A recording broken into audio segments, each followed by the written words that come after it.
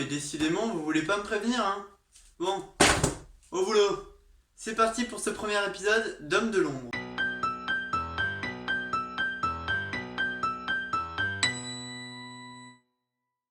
Avant de commencer, je voulais juste vous apporter une précision par rapport à ma dernière vidéo où je vous parlais de l'eudémonisme comme étant une manière d'être heureux en rendant heureux les autres. C'est pas vraiment ça en fait, je me suis complètement trompé. L'eudémonisme, c'est une philosophie qui a pour but, pour finalité, le bonheur. Ça n'a du coup pas vraiment de rapport avec le fait de rendre heureux les autres, mais bon, en tout cas, ce que je vous ai dit reste toujours vrai. Ça n'a pas vraiment de nom précis, mais je reste convaincu que aider les autres et rendre heureux les autres, ça ne pourra que vous apporter plein de choses positives. Je vous parle donc aujourd'hui de James Harrison. Alors James Harrison, je vous l'ai présenté comme l'homme qui a sauvé le plus de vies. Ça claque quand même, non? Maintenant, je vais vous montrer pourquoi. Donc le début de l'histoire commence en 1936, où James Harrison naît à Sydney, en Australie. Dès l'âge de 14 ans, il subit une chirurgie thoracique où il a besoin d'une transfusion de 13 litres de sang, et après cette chirurgie, il doit rester 3 mois à l'hôpital pour se remettre complètement de cette opération. Donc vous voyez, pour l'homme qui a sauvé le plus de vies, sa vie ne commence pas de manière si facile, hein. Il n'a pas les meilleures bases, on va dire. Et pourtant, vous allez voir par la suite qu'il va faire des choses hors du commun. Pourquoi il fait toutes ces choses hors du commun?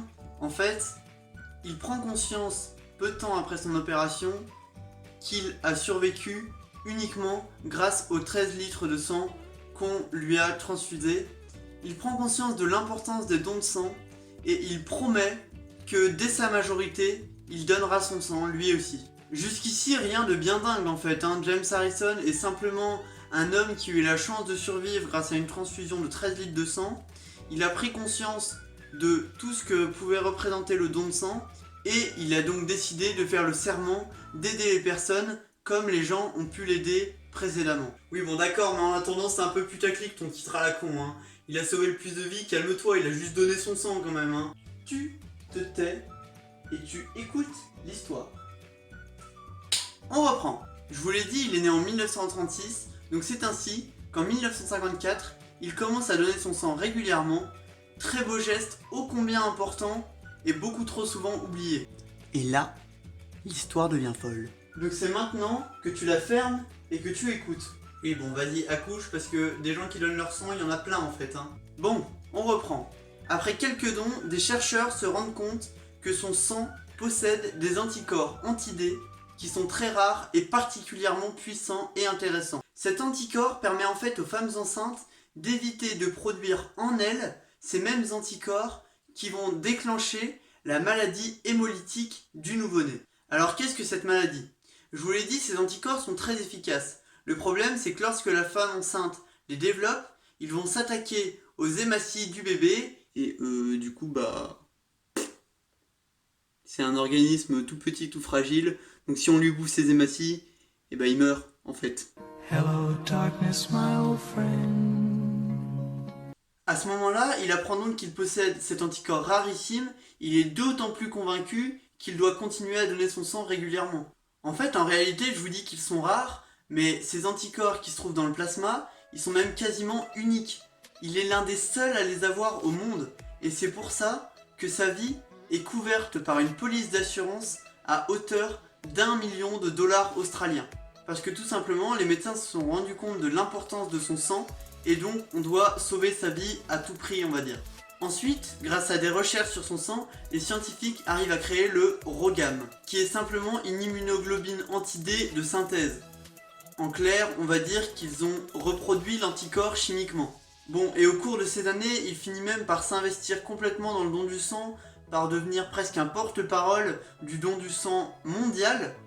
Et par exemple, il s'oppose à la collecte de sang australien par des entreprises étrangères, considérant que ça risque de faire baisser le nombre de donneurs. Le 7 juin 1999, après 45 ans de don de sang, il est même décoré de l'ordre australien.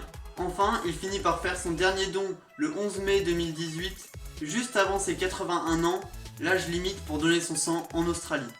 Bon, maintenant, parlons chiffres. Bah oui, puisque je vous l'ai vendu comme l'homme qui a sauvé le plus de vies, donc maintenant, faut que je vous dise un peu comment ça s'est passé tout ça. Bon, déjà, il a donné son sang 1170 fois en 64 ans, ce qui correspond à une moyenne de dons environ toutes les 3 semaines, ce qui est déjà énormissime.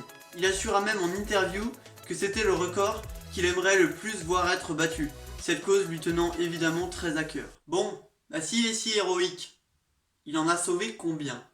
C'est plus. C'est plus. C'est plus. C'est plus. C'est plus. C'est plus. C'est plus. C'est plus.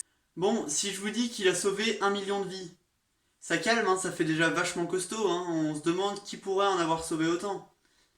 Ouais, sauf que c'est plus de 2 fois plus. Les scientifiques considèrent que son sang a sauvé plus de 2,4 millions de vies.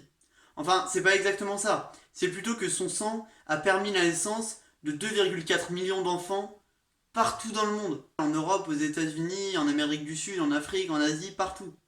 Bref, je sais pas tellement quoi ajouter à ce chiffre ahurissant. Ce palmarès lui a quand même valu le surnom d'homme au bras d'or que vous comprenez très bien. Et vous savez maintenant pourquoi c'est l'homme qui a sauvé le plus de vies. Cette vidéo est maintenant terminée, donc on se retrouve bientôt pour un nouvel homme de l'ombre.